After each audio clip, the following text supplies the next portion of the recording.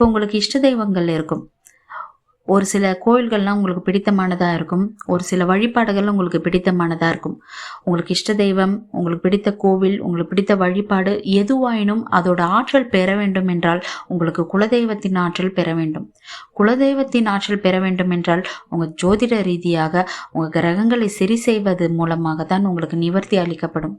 அப்போ தான் உங்களுக்கு குலதெய்வம் யாருன்றது தெரிய வரும். சரிவர வணங்க முடியும். குலதெய்வத்தின் அருள் கிடைக்கும்.